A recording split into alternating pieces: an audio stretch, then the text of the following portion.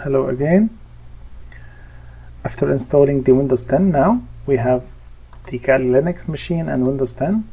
Before start attacking the Windows 10 machine, I would like to show you how to configure the network settings in VirtualBox. Just go to File, Preferences, and make sure you have a NAT network created here by clicking this one. I already created. I'll show you how. Just click like that. Okay. Then go to each machine, select it, Settings, Network, and choose NAT network, and choose the NAT network you already chosen, and make sure this is Allow. Okay. Then we'll go to Windows 10 and do the same. Why we are doing this? Just to make sure both virtual machines are working on the same IP subnet. Then they can ping and reach each other. So now if I go to Windows 10 and Kali, let me check the IPs here. So it's 10.0.26, and here 10.0.2.15. Okay, so let's check the ARP table here. This is the one, and this is my MAC address here under Ether, ends with DD5E. So now if I start with BetterCap, just write BetterCap to start this tool. Okay, so help to see all the running modules, and we will start with netprobe just to discover all the connected devices. Net.probe on. If we press help again, as we said before, both will work together after making the net.probe module on. In order to see all the discovered clients, we need to write net.show, enter. So it will show us an organized table showing us the IP, the MAC address, the name of the device or the interface, and the vendor, and the last scene. So this is our Windows 10 machine. Okay, so today I'm gonna explain to you how to start capturing the HTTP traffic. So if the target user was opening any website with HTTP, you can see all the traffic. You can capture the username, password, and all the traffic. So let's start. As I said before, to get the help for any of those modules, you need to write help and the name. So help and arp.spoof, which is here.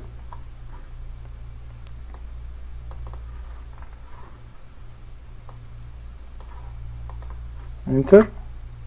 In the previous lecture, I have shown you how to enable this module, just to start the ARP spoofer.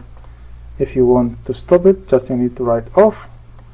And if you want to enable any of the parameters, you need to write set before the parameter, and after that true, because the default value of this parameters is false. So to start sniffing the traffic, first of all we need to spoof the MAC address, and as I have said before, ARP spoof attack is just to make you the man in the middle between the router and the end user.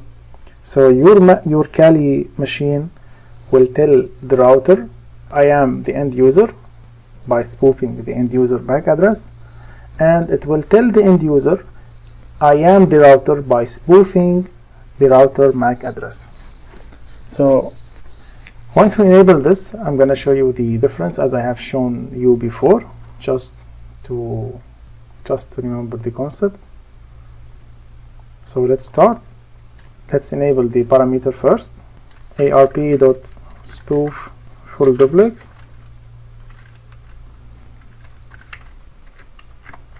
true, and we need to put set here before, enter. Then we are going to attack our Windows 10 machine. So set ARP spoof target, and this is the IP of our target. So just we can copy paste, Control Shift C, Control Shift V, enter. Then we can enable this, enter. So now our spoofer started. This new MAC address came to this ARP table. Every machine has ARP table, and while running the ARP spoof attack, the MAC address in this table will be changed. It's my Kali machine MAC address. So after enabling the ARP spoof module, just we will write help to make sure it's running. Then we will start net.sniff module to start sniffing the traffic. So net.sniff on, enter.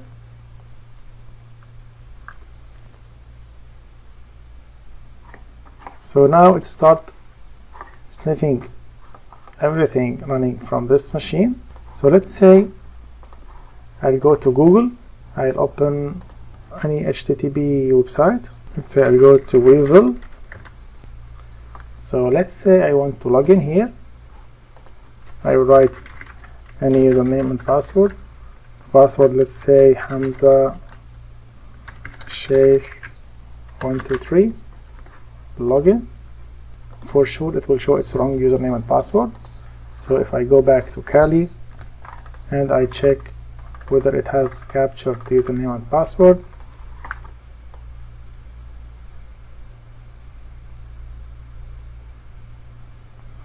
I can see here, yes, this user was trying to go to Weevil website, and this is the website here, and this is the username,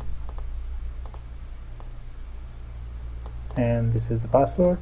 So we have successfully captured the HTTP traffic, and anything running in the background from this machine also it will be captured.